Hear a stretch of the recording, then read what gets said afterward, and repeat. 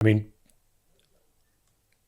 so, flitting about from Solzhenitsyn to Orwell, who kind of said there's 4 reasons why people write, and one of the 4 reasons is for political reasons. I would put Solzhenitsyn in that camp. Right.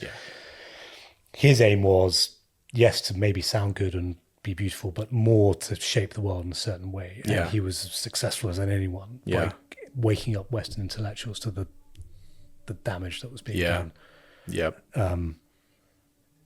You're a Hitchens fan? Love Hitchens. Yeah.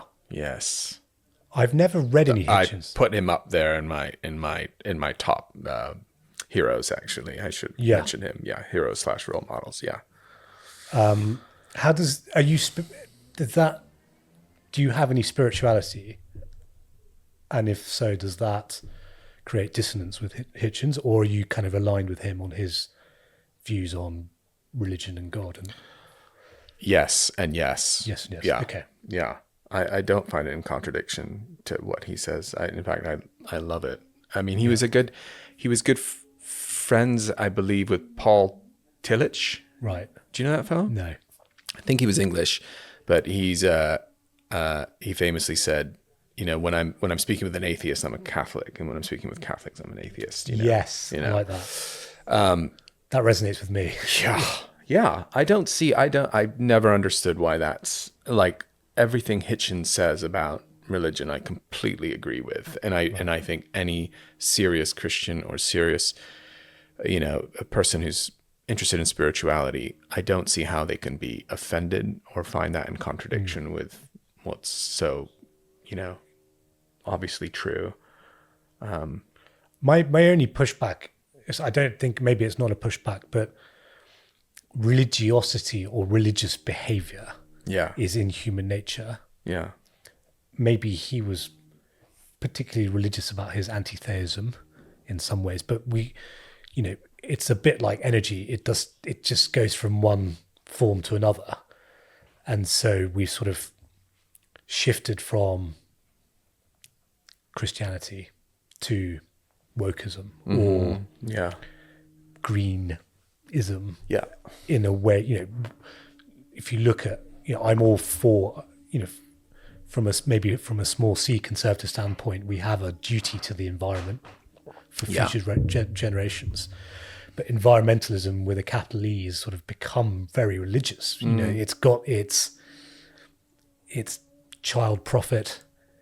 It's got, it doesn't tolerate dissent. Yeah. And,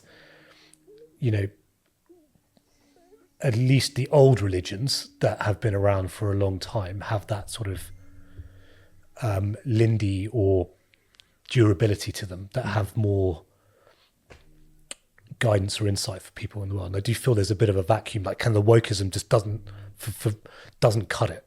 Right. For a young person coming, grappling with how to approach the world. I know. It's inept. It doesn't, yeah.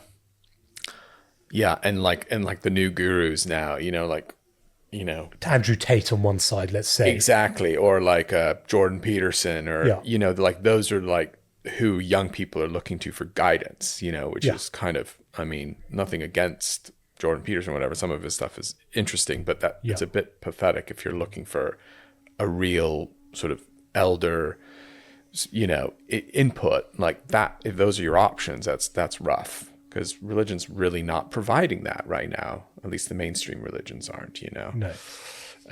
No, they're so...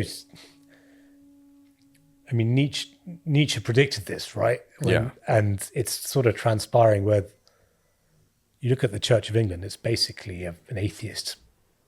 It behaves like an atheistic institution that's so terrified of,